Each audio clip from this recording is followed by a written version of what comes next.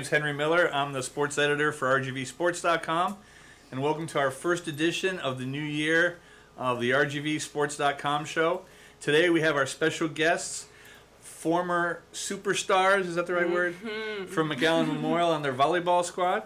We have Gabby Torres on the end, Madison Sosa in the middle here, and Leah Garcia with us. Say hi to everyone out there. Hi.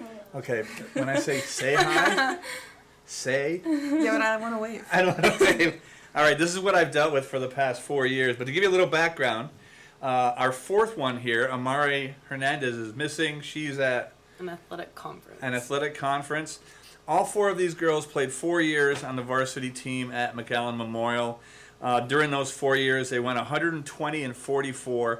That's 30 wins a year, despite the COVID year, right? You guys were there. That was your freshman year, correct? Yes. And y'all went 16-1 that year. Tell me a little bit about that freshman year, going back way back when. What was it like going onto a team that's regularly winning 30 and 40 games, and here y'all come as freshmen and taking over the court? That's great. That's a great question. Thank you. Got there. Was it intimidating, Leah? No, I don't think at first, because we've dealt with we've dealt with that high speed intensity games in the club, so I think it was an easy transition for all of us. Just getting to know the girls and playing with them was the hardest part, I think. And during your 4 years there, what are some of the biggest memories? Maybe beating Sherryland. I think we have a former Sherryland coach here. That's your favorite? We beat Sherryland every year. Mm-hmm. Every year. We have anybody in the background want to say anything? Not every year. Huh? Not every year. Not every year. Okay. And we end up winning at least one. Mm-hmm. Between the four of y'all combined for more than 3,500 kills, 2,000 assists, like 600 aces between y'all. The numbers are just unbelievable. Not too many programs have four players, and you also had like Caitlin, I always say her name wrong. No matter, I'm just gonna call her B. Right? She's gonna hate me for that, and then they both signed on to college too, right? Caitlin yet? I think she's gonna sign for softball. She's gonna go for softball. Okay. So y'all had just a loaded program, but did that take any pressure off any of you, or did it challenge y'all? I think it just challenged us to all be better for each other, since we knew that we were gonna go play at the higher level. So just getting us ready for that. And tell us about each of you, that way I can get Gabby to maybe say something. Where are y'all going off to school? I'm going to Shriner University. It's in Kerrville, Texas. I'm going to Oklahoma Christian in Edmond, Oklahoma. I'm going to Clarendon College in Clarendon, Texas. You know, when you first told me Clarendon, I thought it was in Pennsylvania, because there's a... Did I tell you that story? Why would I go all the way up there? Maybe you wanted some snow or something. I don't know. It still snows up there anyway. Does it really in that part of Texas? I don't know that. I'm from like snow belt country, you know. So it's okay. We know. You forgive me? Thank you. This is what I deal with all the time. What are your expectations, going into your freshman seasons at college? Does it sound still kind of weird after, a long career in high school? Yeah, it still sounds funny. I think I'm anxious. I'm like, I want to start playing with the girls. I'm excited. Have you had a chance to meet them? And I have. I just have not played like a match or volleyball with them, but I've met them and they're very nice. So How did you have to work, going back to your school days, how did you have to work to connect with these? Because I know we talk to a lot of coaches who talk about the connection between a setter and a hitter. Did I say so? No, I'm just thinking about our lovely connection that we three have on the court. Talk a little bit about, how it grew throughout time. Going from just the regular setting to faster tempo and things like that. How much pressure was that? I mean, it was like, dealing with these two, it was kind of a lot, but I think communication-wise, we worked that out pretty well, and that's how we got our connection, I would say. I just screamed at her. And that was our communication. Yeah, our communication was I told her where I wanted it, and if she didn't do it, I'd scream at her. And I was the median. I stayed in the middle. I'm like, guys, it's okay. And I remember, oh my God, we'd get into so much arguments on the court, but then off, we'd be fine. But our teammates didn't like it because Yeah, we I scared mean, it was them. kind of negative for sure because we would like cuss each other like, "What the? But that what was are the you norm doing?" for us. Is your Yeah. finger on the beat button back there? Oh, there's one of those. I hope so. Oh, No, I'm just can I joking. try it? No, no. I got another question for you, especially. How many different colors of hair did you have in your 4 years? That's good. That's a great question. I've done the whole rainbow. You have, right? Do you remember that photo that we got of you with your hair? Is like you were jumping up and coming down. And your hair was, like, Yes, up it to did. Look here. at your fault. That was so funny. Now, last year against Sherryland, you went down with a pretty good injury. Talk a little bit about that game, and I mean, especially during your senior year, you got to be just a nervous wreck with something like that. How did you deal with it? And you know, obviously, you dealt well with it. You're playing at the next level, but what were your concerns? My concerns were just that I wasn't going to have a senior to get to play and touch the volleyball, and that I wasn't going to be ready for the college level, and that I wasn't going to get a scholarship. What was the grind like trying to get back? The grind was awful. It was so boring. Without- I'm used to moving and being active like all the time, but having to sit out for 6 weeks and then do therapy, and the therapy was just so slow. Right. It was just a lot, and then to see them at practice every day, I was really envious of them. Because when you landed on both feet, you know, like a regular landing, and then all of a sudden your knee kind of like collapsed or buckled. What? I had hit my. I was so stupid. I don't know why I even went for that play. It was a My friend shanked it over here. I'm just kidding. It's okay. It was I'm just kidding. Uh-oh. It's Gabby. yeah. Damn line shot. Oh my god, I'm sorry. But when you came down, did you I feel felt something? tingles go all the way down my leg, and I just shook it off. I was telling Juliet, like, oh my god, like, what the hell am I feeling? I was like, I'm fine, let me just shake it off. And then I went back, and I went to go cover Leah, and then I just went down. My knee, like, buckled, and I just went down, and I heard a pop, or I felt a pop. And then Leah just looked down at me. So it was both of their faults, It was nothing all to do of their with you. faults. Yeah, I was perfect. You didn't do it hard enough, you know that, right? She just looked at me while I fell. Yeah, I know. I was like, get up. She's like, get up, and I'm crying, and the ref's like concerned. That's awful. But you made it back. Congratulations. Yes, made it back. Got to beat Sherryland. You know he's coming on next, right? Oh, He'll have his turn. nothing but great things to say about us. Gabby, how hard was it? And you got 3 completely different types of hitters with Amari, Madison, and Leah, right? You've got the crazy one who's just going to be, like I said in the story, a game changer. Mm-hmm. Madison just jumps and you got to wait for her to come down, and then Amari's pretty consistent.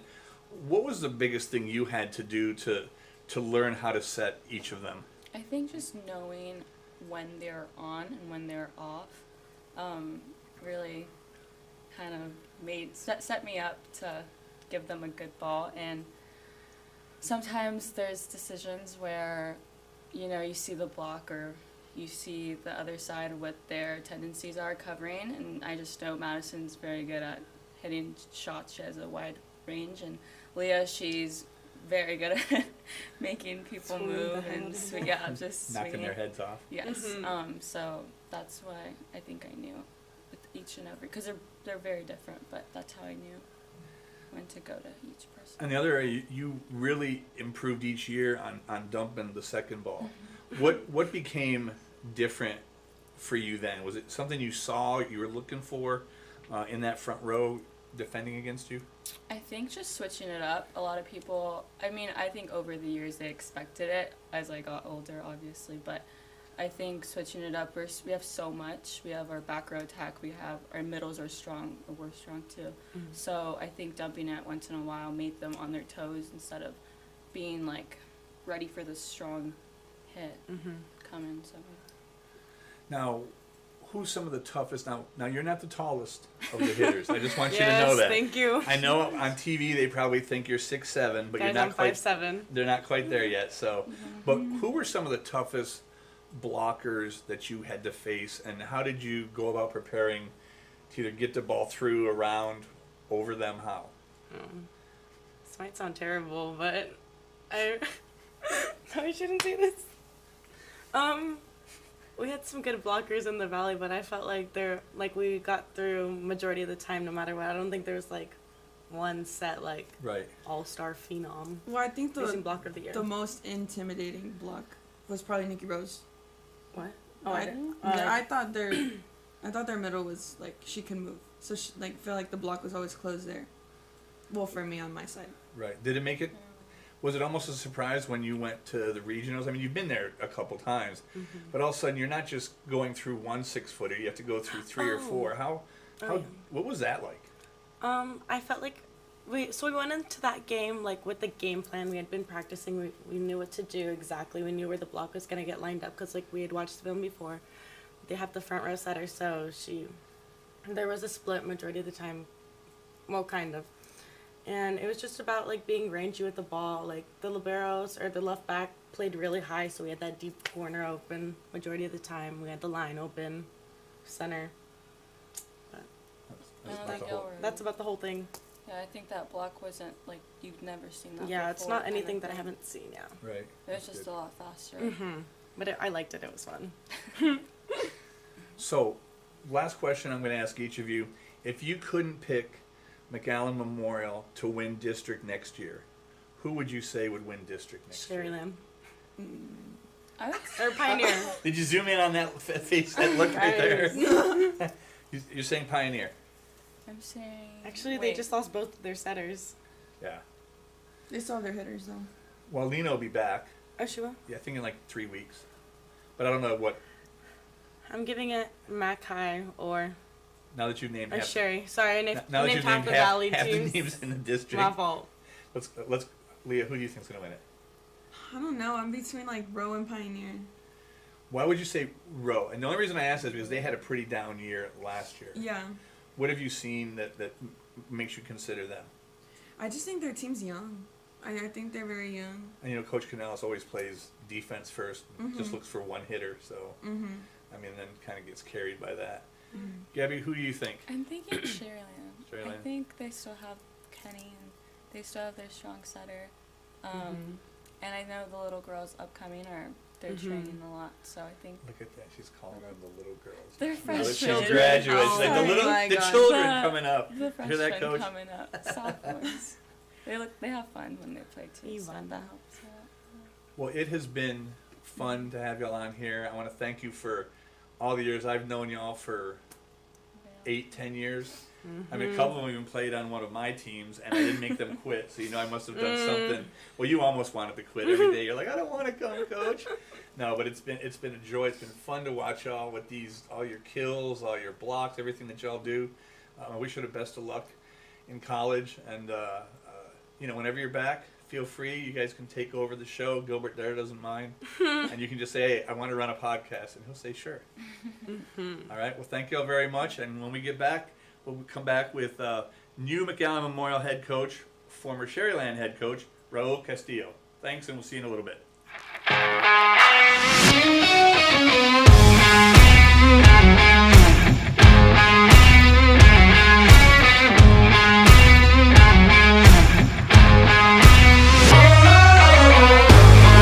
Welcome back, everyone. Again, I'm Henry Miller. I'm the sports editor for RGVSports.com.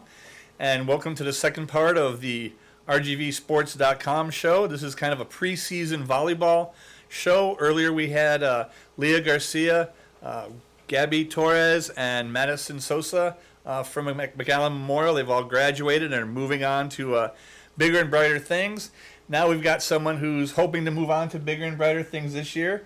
Former Sherryland head coach, now McAllen Memorial head coach, Raul Castillo. Congratulations and welcome, Coach. Thank you, thank you. How are you doing today? Doing great. Well, the first thing I want to ask you is, and I think I have some people who want to hear this answer, talk me through, after you had won 44 straight games, McAllen Memorial comes in and ends the state's longest winning streak. How does that feel? Yeah. It feels horrible. It still does. I still can't go back and watch that film. I think I've watched maybe 10 minutes at the most. And that's it. I What do you can't go think? beyond What do you think happened? I mean, it wasn't a surprise that you were facing a good team. You had beaten them, I think, 2 or 3 times already. If you had to go back and change anything, is there something you would have changed? I think the biggest thing is trying to keep these kids calm. It was a big match. Gym was packed. I think everybody loves that atmosphere. You can ask these girls. If everybody's in the gym watching you play, you just love that. You don't push back. But Memorial has had that tradition way long about if you push us up against the wall, we're going to fight back. And that's exactly what they did. And we just kind of fell short. And I think if I could go back and change anything, just get these girls in the huddle and just calm them down. Now, on August 27th, they go back to you guys go back to Sherryland. Are you looking for a welcoming reception there? Yes, I am. It's going to be tough. You know, Sherryland was good to me, 10 years. We had a great run there. Great coaches, great kids. I mean, top to bottom, from our athletes, students, our admin, it was like being at home. So it was a tough situation. It was a tough decision leaving. So now that I'm going back, hopefully they welcome me with open arms. How many times do you think I asked you if you were going to apply for the Sherryland or for the McAllen Memorial job before you actually told me you were going to? I think you asked me like 5 or 6 times. And every time, nope, not going. And then you actually called me, and I appreciate that. That was very, or should I have said that? No, that's fine. I'm okay. I don't want to I get had you. applied by then, and all my admin knew that I was going to apply by the time I called you. You were the first phone call. Everybody else was a personal visit. Sorry about that. That's appreciate that. Great. So now that you're at Memorial, talk about. I mean, you're losing those 3. You're losing Amare. I mean, you're losing a bunch. You've got like a whole fresh team. What are the positives and what are the hurdles that you have to face? I mean, every year we graduate seniors, and it's tough. Sherryland graduated 9. I mean, we're graduating 9, I believe, at Memorial. And it's not the graduating class. It's always the kids that are on the court that hurt you when they leave. And this year's kids that were on the court, I mean, I think every single one of them could have started. And if they weren't starting, they were ready to go in. And they did. If you notice when Madison went down, they went in. I know when Amari was out sick, they went in and played. I mean, there were some tough kids to beat, So they had depth. And when they graduate, it's tough. It is literally a rebuilding year for us. And when you look at your schedule, who are some of the teams, especially in district? I mean, preseason's great. I know you try to get some of the people in the right position at that time. But when it comes to the regular season district, who are some of the teams you think are going to be the ones that really they're going to be leading the way? Well, I think the girls mentioned you got Mackay, you got Sherryland, you have Roe. McAllen schools are always tough to beat because you're just rivals. You're within the same town. They're going to always be crosstown rivals, and you don't want to lose to one another. So whether you have a good year or not a good year, they're going to play, all out every year. So they're always going to be tough. And then you have Sherryland, where there are 2 schools, Sherryland High School coming back defending district champs, and Pioneer, who won the district title 3 years ago. And then you can't leave out Vela. Everybody tends to leave out Vela, and they're always the tallest kids, the young kids, and it's all just a matter of time before they say, hey, we want a piece of this too. Right. And so when you get to the preseason this year, how different is it for you than previous years when you've had a team where you pretty much know everybody? Sure, you get some new kids coming in, but how different is it? Because you really didn't get much of a chance to work with any of these kids, at least a lot. What's it going to be like now for you? Well, we're trying to get in those tournaments, the summer tournaments or summer leagues, and trying to get looks at these kids. But we kind of have an idea on what we want to do. It's just replacing these kids. There's some big shoes to fill. We do have some leaders coming back. We got Carly, who's coming back, who's our one of the starting middles. So she's going to be a big force to reckon with. Being able to replace our setters, get these kids some experience up at the varsity level, it's a tough thing. I know you asked these girls if it was going to be tough for them when they came in as a freshman, too, how tough it was. And I think it's as much as you play club, it's fun, and you can play any division, it's always going to be awesome. The problem with varsity is that you have kids from all over the place on your team that played either your division or lower division, younger ages, whatever it may be, but your opponents are just as the same. You got a lot of times when we faced in McAllen, we knew we were playing kids that played up all the time. There were the 16s open, 17s open, so forth, or whatever divisions we were playing in. So when you play those teams, it's tough. So now that I'm on this side with a rebuilding team, it's where do I put these kids at? How I got to get to see them in the summer. And obviously we have the Venom League Challenge that's coming up that some of these girls volunteer to coach. We're going to get to see them play. And does that concern you that they're going to be coaching some of your kids? No, actually, I saw them coach this in the summer. I saw them coach our JV team, and they're pretty exciting to watch. They get the girls going. They get motivated. And that's what they need. A lot of times these kids got to sit back, relax, and just play the game. It's going to be tough to beat those tough teams, but if you're having fun out there, a lot of times you roll with the punches and you move on to the next point, and that's the hardest part. Like, if you can get these kids calm and having fun, they'll play and they'll compete. It's when they're scared and they back up themselves into a corner, then you can't get them out of there. And I think these girls will do a good job about getting them out and just let them have fun. That's great. Do you have any nerves going in? I mean, I know at times you said if you don't have butterflies or something wrong. Do you have any butterflies going into this new season? I think so. Every year, I mean, I think every coach goes through that. You go through the those days where you're dreaming about season the whole time, preseason and district and everything. I think we all get it, and it's just being in a tough district down here, in the district that we're in. It's always concerning, and right now the concern is I'm on the opposite side. I left the defending district champs, and now I want to go back and beat them, and it's a hard thing to do. You're looking at your kids over there across the net, and I'm like, man, how do I do this? And you know what to do is just the fact that when you do beat them, they're going to break down, and you're going to feel for them too. So are you going to go into Sherryland and take them out the first time you play them? Well, that's the idea. That's the plan? That's the plan. You got that written down on your board? That's our district opener. I mean, imagine that, having an open district with your, with your That's a beautiful school. story. You got to thank the schedule makers on that one. It was a random draw, and I was sitting there when it happened, and I'm the one that drew the number. It just you draw, and then you go back and look at the round robin. And I'm like, are you kidding me? Like, what's going on? So you're either going to be after one day, you're going to be either in first or in last right off the bat. That's what it looks like. Yeah, that's a great start. I like that, but I'm gonna look at the win. I have to. I have to. Yeah. Last question. We've talked about this before. Statewide, like the Valley's going. I mean, in every sport, it's getting better.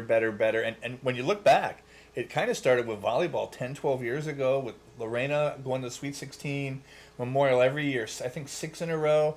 Then Mac High got in there once. Sherryland got in there. Pioneer almost did. You corrected me on that. And but there's always somebody going to the Sweet 16, but that's it. What do you think it's going to take to get to that next level? Oh, that's a tough one. I mean, we're always undersized. When we get to the Sweet 16, we're always undersized. I think you were telling me a story about, correct me if I'm wrong, it could have been Dripping Springs or Liberty Hills. One of them saying, like, oh, we're a small team this year, and then he says his average height's like 6'1". Like, you kidding? Yeah, it's Liberty. Yeah, y'all are giants at 6'1". Our average height down here is 5'8", but when you got kids that are explosive like these ladies right here, I mean, you can do damage. You just have to make sure. All those big games are always nerve-wracking, like I said. Now you're at our stage for the third round this year when Sherryland lost to Memorial. That was a big stage. We had the gym packed, so you got nerves there. And obviously we're crosstown rivals now. We're in district, first versus fourth, going at each other. But when you get to the Sweet 16, now you're at a whole different level here. You have the opportunity to make the Elite Eight, which very few teams down here have done. I think it's only been 2, which have been Harlingen South and PSJ Bears back in the day. Besides that, I don't think anybody else is making. Besides, if you're a sub class, I think they've made it that far. But even then, anybody making it that round, you're looking up all the time. You're at the front row, you're looking up, and you're having to block these kids that are 4 or 5 inches taller than you. I think if you have a group like this, that's explosive as they were, you have a shot. Right. But to have a good shot, you got to have those kids. You got to have those kids that are training, know the game, the IQ, which makes it easier for us as coaches, not having to explain all that during the game. We've seen undersized kids win big games. It happens all the time. But I think by average to get up there, we just got to have kids like what Memorial graduated, what Sherryland has, and just pack those teams.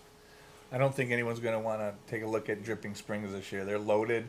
They got maybe the top-ranked sophomore in the nation, and then they just picked up, I was telling you earlier, they picked up 2 kids who just happened to buy a house in their district, and one of them's already committed to be at UT, their libero. So it's going to be a tough deal with those when you're facing those big schools, things like that. Yeah, and if it's not Dripping Springs, it'll be Liberty Hill, it'll be Leander Rouse, it'll be one of those schools. It doesn't matter. San Antonio is just the bigger population.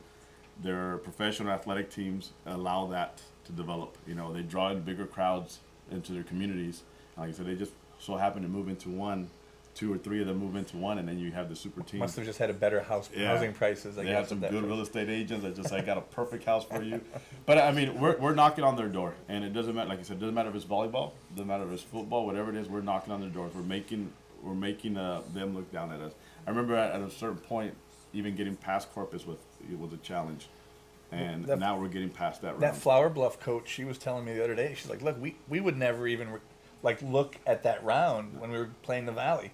So we would be looking at San Antonio and stuff." And she goes, "Now we're killing ourselves to get past the Valley teams." So it's definitely come a long way. And you and these girls here and the Memorial history of winning all the time. I mean, now you got a lot of pressure on you. You've got to get back to the Sweet 16 pretty quickly, or you'll see for sale signs out on your front yard. So we don't want that, do we? No, we don't. We're gonna get there, and that's always the goal. I mean, if we don't try, then we're cutting ourselves short. We're cheating the girls out, so we're gonna make sure that we get there. All right, that sounds good. I appreciate your time, Coach. Ladies from Memorial, you still there? You can say something. The camera's not on you, so they don't know if you're here or not. I have a question. You have a question? Go ahead. Who were the hardest players, like individual players, that you had to tell your team about? Watch out for. Well, that's tough because we've had a lot of talent. I mean, I can't just say one. Here's the thing: I can kind of like when we faced. Let's just say when we faced McAllen Memorial, we knew when y'all were coming to our house. That first game, I think it was when Madison got hurt this last year. It's painful every time it comes up. But even then, even when Madison, when you went down, I even told the girls it's not over because all you do is shift where Madison's taking 60, 70% of those sets.